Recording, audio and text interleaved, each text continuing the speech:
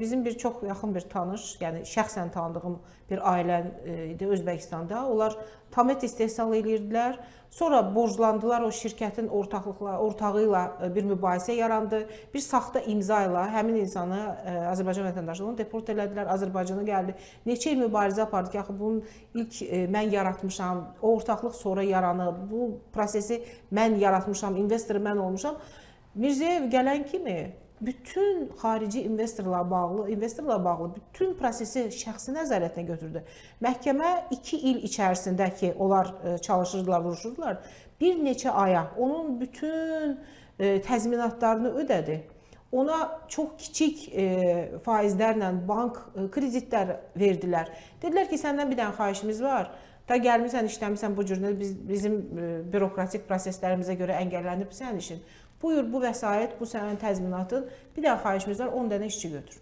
İndi adam maşallah işləyir, yenə siz demiş, yəni şəhər büdcəsindən, şəhər meriyasından işləyir, şəhər meriyasından əməlli başlı ihalələr götürür. Yəni, niyə biz bunu eləyə bilmirik? Niyə investorlara qapı bağlıdır? Eləyə bilirik, həmin Azərbaycanlı deyil.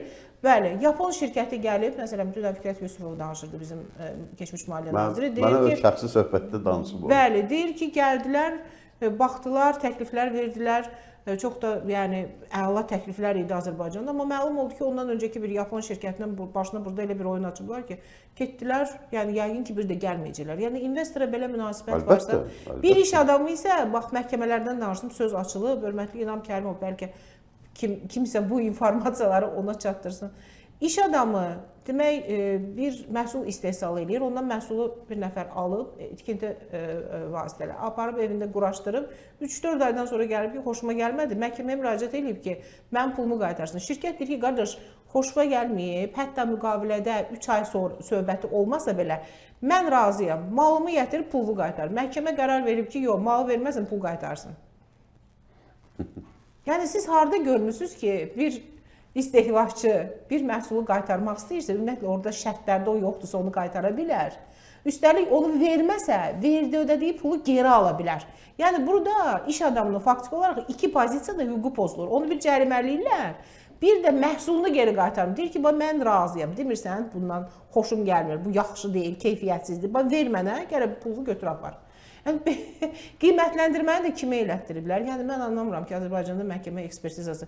Düşünün ki, tutalım bir pəncərədir, pəncərəni aparıb, məsələn, avtomobil qiymətləndirmə şirkətinə qiymətləndiriblər. Yəni, nə əlaqə, niyə axı bizim məhkəmələrimiz belə işləməlidir? Niyə biz belə eybəcər sistem yaratmalıyıq axı? Söhbət də ondan gedir də. Biz dəfələrlə, məsələn, xarici toplantılarda da olanda hökumət nümayəndələri də iştirak edib bir çoxlarında. Biz həmişə bu məsələni qaldıranda etiraz edirlər ki, məhkəmənin nə aidiyyatı var iqtisadiyyata? Mən sizə tam səmimi deyirəm. Birbaşa aidiyyatı var, birbaşa. Gəlsinlər, işləsinlər. Mənim hüququm kim qoruyacaq, mən iş adamı kim? İnvestor da, bunlar bizim hökumətin bəzi nümayəndələri elə bilər ki, investor belə axmaqlıq adamdır da, yəni axmaq adamdır. Pulu çoxdur, atmağı, tuğlamağı yer axtarır, biz də ondan uğrayacaq. Elə deyil, mən şəxsi təcrübəmdən də sizə deyə bilərəm. Uzun illər investorlarla işləmişəm, consulting xidməti göstərmişəm də, uzun illər. Onların bir nömrəli, inandırım sizi, o da mif idi ki, məsələn, bizdə bəzi keçmiş köhnə müxalifət nümayəndələri deyirlər ki, bizdə insan haqları pozulur deyə gəlmirlər. O da mifdir. İnsan haqları olan vecinə də deyil. Azad söz yoxdursa, lap yaxşı. Mənim problemim olanda media işıqlandırmayacaq. İnvestor... Fransa, İranda işləyir, orada insanlar. İnvestor əksinə sərf eləyir ona ki, belə media çox güclü olmasın da, gəlib bunu didməsin. Onun bircə dərdi var. Məhkəmə, azad olsun. Məhkəmədə gəlsin, hüququnu qorusun və başına gələn oyunların cavabdehliyini kimlərsə daşısın və təzminat ala bilsin. Bu investor üçün 2 vur 2-dir. İnvestor pulu olan adamdır da. Biz onun qabağında, belə deyək də, çalıb oynamalıyıq ki, onu cəlb eləyək. Çünki burada alternativlər var da.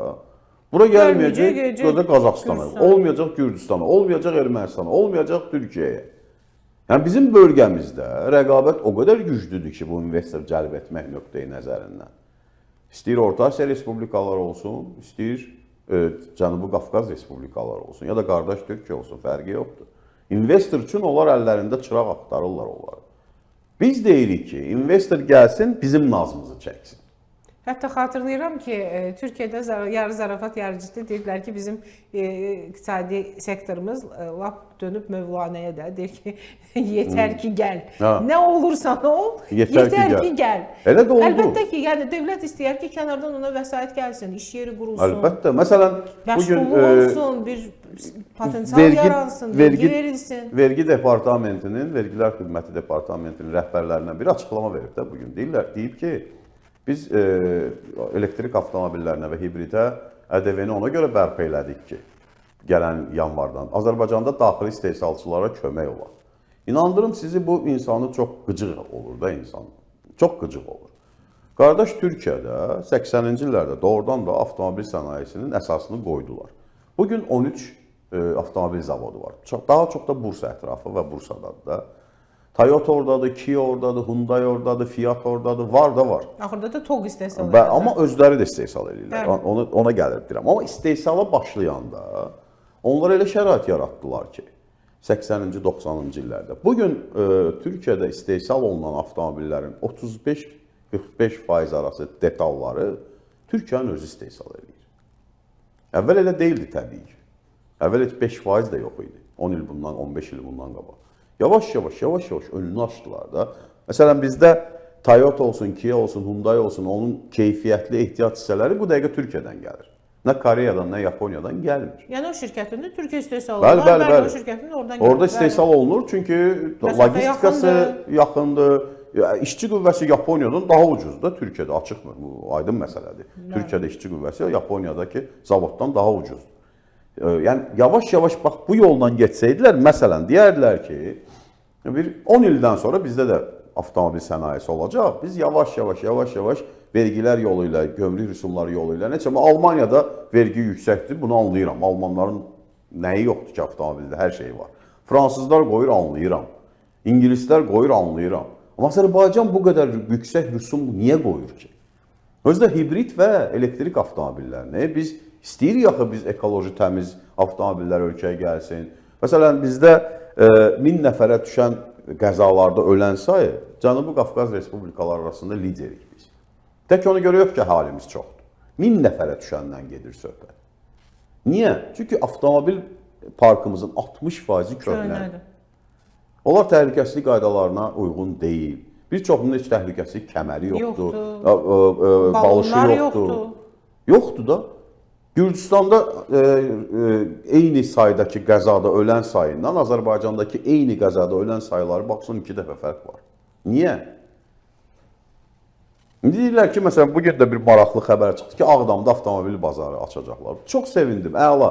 Amma fake xəbərdir amma. Amma olsun, tutalım ki, yaxşıdır, açılsın. Mən etiraz eləmirəm. Rustavi köçər ora. Söhbət ondan gəlir. Rustavidə niyə tutdu bu iş? Vergi yoxdur. Vergi yoxdur, rüsum yoxdur.